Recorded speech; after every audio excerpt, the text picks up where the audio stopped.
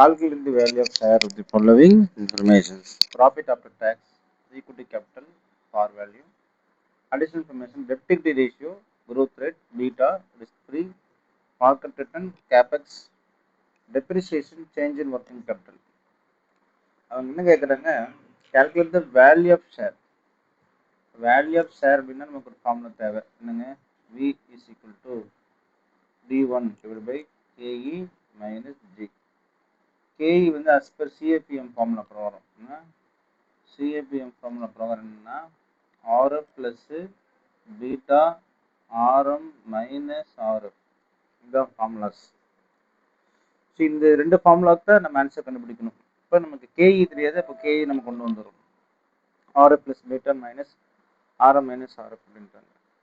So growth நம்ம கண்டுபிடிக்கணும் இல்லையா, க்ரோத் அவன் கணக்கில் கொடுத்துட்டான். சரி, அப்படி D1 என்னன்னா டிவிடெண்ட் கண்டுபிடிக்கணும். டிவிடெண்ட் எப்படி கண்டுபிடிப்பீங்க அப்படின்னா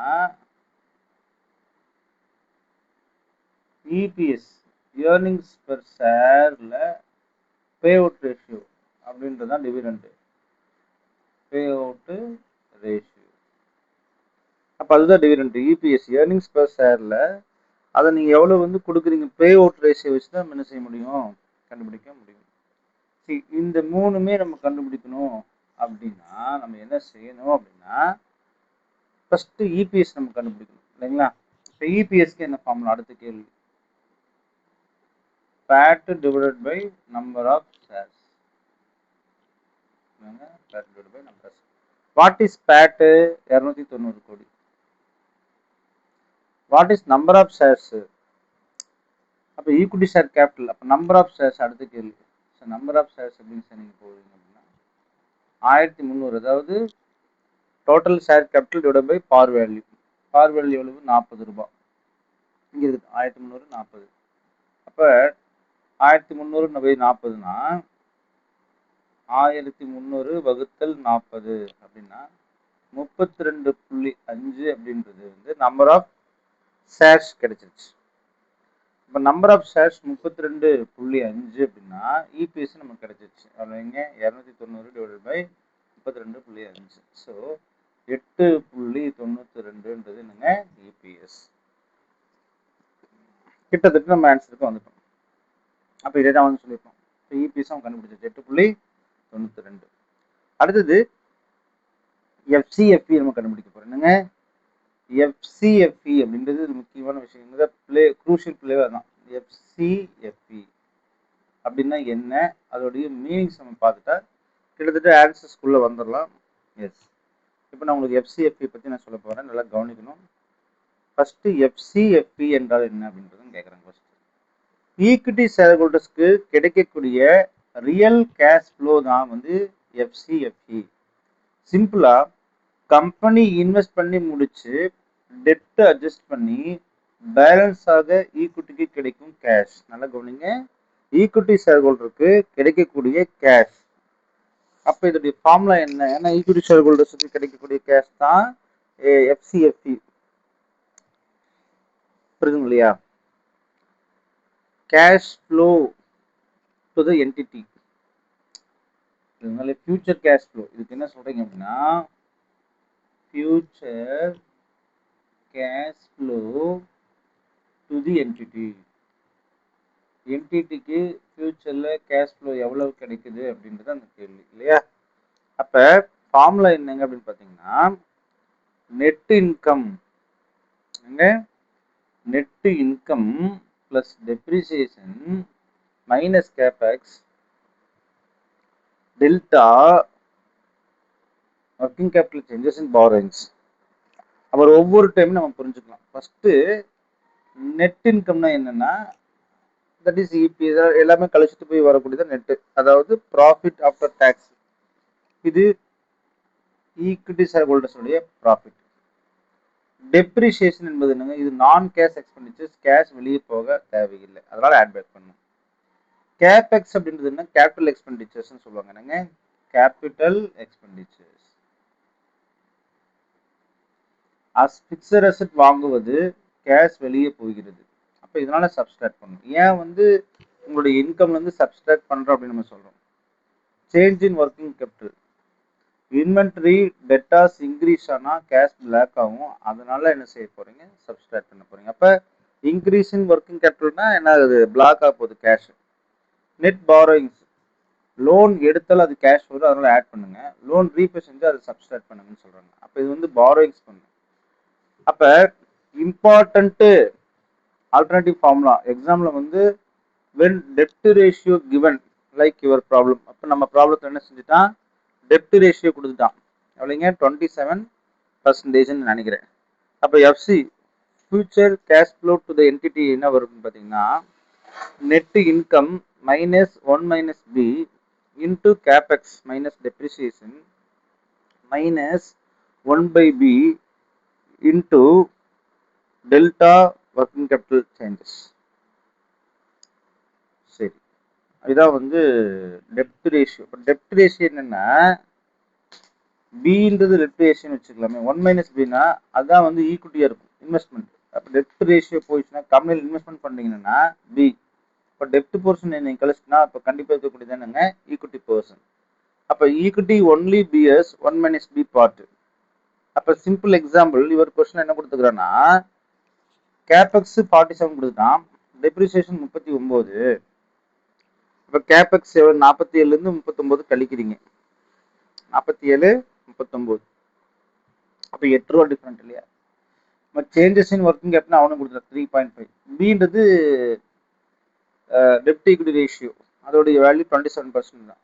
அப்போ ஈக்விட்டி போர்ஷன் என்ன அப்படின்னா 73 இல்லையா. 73 அப்படின்னா இன்வெஸ்ட்மெண்ட் 7.73னா அப்போ நீங்கள் அங்கே 7, அப்போ 8 இன்ட்டு 73, புரியுதுங்களா. அப்போ 47 மைனஸ் 39 இன்ட்டு 0.73 5.84, புரியுதுங்களா. 5.84 இதான் வந்து இன்வெஸ்ட்மெண்ட். 3.45 வந்து ஒர்க்கிங் கேபிட்டல் சேஞ்சஸ். அப்போ ஒர்க்கிங் கேபிட்டலுக்கு அதே தான் 0.73 into 3.45 changes in working capital 2.58. அப்போ இபிஎஸ்ல இருந்து நம்ம தானே ஃபார்முலாவே படித்தோம். அப்போ எஃப்சிஎஃப்இ என்னங்க, எஃப்சிஎஃப்இ ஃபார்முலா என்னன்னா, net income minus 1 minus B into capex minus depreciation. என்னங்க, capex minus depreciation plus 1 minus b into changes in working capital. Changes in working capital. அப்போ what is NI? Net income. That is PAT. புரியுதுங்களா. அடுத்தது 1 minus b. bன்றது என்னங்க, debt ratio. அடுத்தது capex, capital expenditure. DP, depreciation. அடுத்தது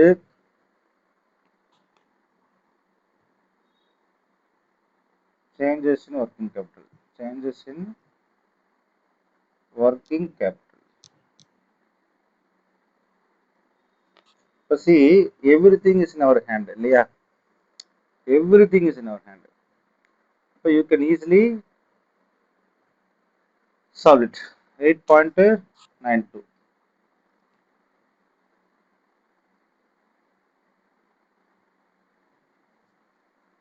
அதுதான் நான் சொல்லியிருக்கிறான். இவன் இங்கே சொல்லியிருக்கிறா அதுதான் இவங்க சொல்லியிருக்கிறான். 8.92. See, 1 minus b 0.73. ஏன்னா 1 minus 3 0.73 into 8 because cash இது ஒரு குரூப் கேம் போகும். இதான் ஃபார்முலா. கேபெக்ஸ் 8 இல்லையா? சரி ஓகே. ப்ளஸ் 0.73 இன்ட்டு பாருங்க 3.45. 3.45 they have given. அப்ப 8.92 0.73 into 8. So 5.84.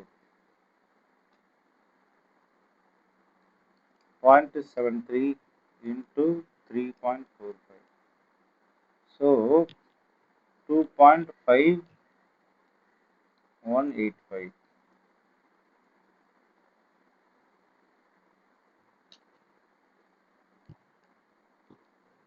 Minus 2.5185.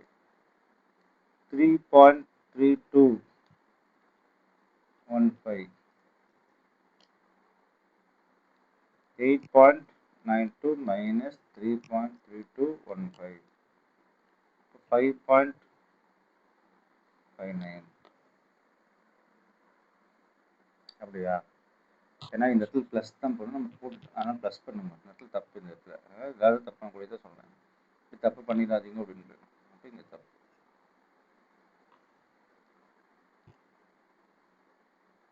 5.84 plus 2.5185 minus 8.92.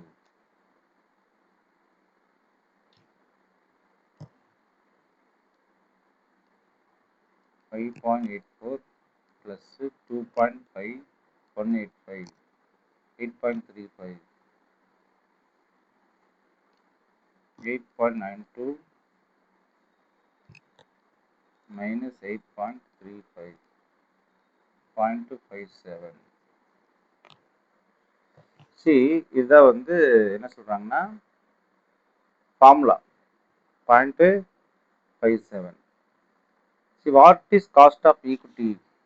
Cost of equity அப்படின்றது வந்து RF plus beta RM minus RF. அப்போ risk free rate. What is risk free rate? கணக்கில் கொடுத்துக்கிறானா? எஸ், கணக்கு படிச்சீங்கன்னா கண்டிப்பாக தெரியும். ரிஸ்க் ஃப்ரீ ரேட்லாம் கொடுத்துக்கிறான். 8.7 மார்க்கெட் கொடுத்துட்டான், மார்க்கெட் ரிட்டர்ன் கொடுத்துட்டான், பீட்டாவும் கொடுத்துட்டான். டிவிடெண்ட் தான் தெரியல. டிவிடெண்ட் நம்ம கண்டுபிடிச்சிக்கலாம். ஸோ ஃபஸ்ட்டு இப்போ ஆர்எஃப் எவ்வளோ சொல்லிடுச்சு? 8.7னா 0.87 ப்ளஸ்ஸு பீட்டா 1 ஆரம் வந்து 10.3 இல்லையா? 10.3னா இதான் வரும்.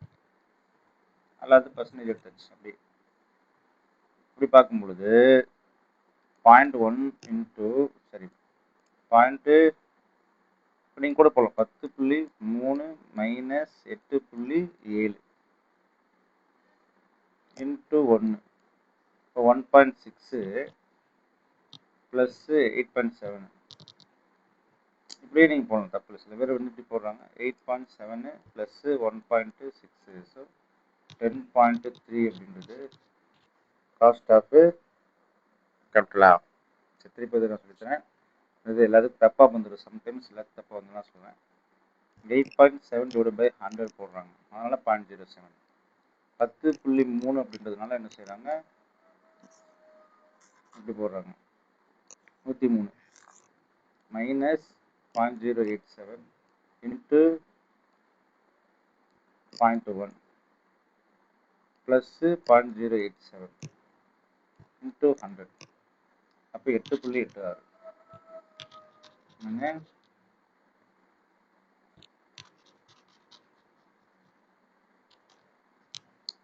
ஆனால் நம்ம பொறுமையாக தான் போகணும். நிறைய இடத்துல தப்பு பண்ணிடுறாங்கலாம். அதனால் சொல்கிறேன், என்னென்ன தப்பு நடக்குதுன்ற ப்ராக்டிக்கலாக நீங்கள் பார்த்துக்கணும். எப்படி போடக்கூடாதுன்னா, சில பேர் இப்படி போட்டுடுறாங்க. 10.3 மைனஸ் 8.7 இன்ட்டு 0.1 ப்ளஸ்ஸு 8.70 8.86 எப்படி வந்துடும்? ஸோ எப்படி போட்டால் உங்களுக்கு ஆன்சர் வந்துடும் இல்லையா? காஸ்ட் ஆஃப் ஈக்விட்டி நமக்கு கிடைச்சிச்சு. சரி, ஷேர் வேல்யூக்கு நான் சொல்லி கொடுத்தேன். அப்போ என்னது? வேல்யூ ஆஃப் ஷேர்ஸ் வந்து என்ன சொன்னேன்? D1 by KE minus 0. அப்போ D1 இல்லைன்னா என்ன பண்ணலாம்னா திருப்பி சொல்கிறேன் பாருங்க, FCFE 1 + growth divided by K minus G இப்படியும் நம்ம போடலாம். அப்போ FCFEன்றது நீங்கள் கண்டுபிடிச்சிட்டிங்களா 0.57. இப்போ 0.57 growth எவ்வளவு? growth 8%. நம்மள பார்க்கணும் எத்தனை சொல்லிக்கிறோம் growth 8%. அப்போ growth 8%னா 1.08 தான். இன்ட்டு 1.08 டிவைட் பை K எவ்வளவு? 8.86. எஸ். அப்போ 8.86% மைனஸ் 8. அப்போ வாட் இஸ் யுவர் ஆன்சர்ஸ் அப்படின்னு கேட்குறீங்க. ஓகே, இப்போ 0.57 இன்ட்டு 1.08 அப்போ 0.6156 டிவைட் பை வாட்ஸ் தட்? இப்போ 0.6156 divided by 8.86 minus 8 0.86 வருது. சரிங்களா? அப்போ 0.6156 divided by 0.86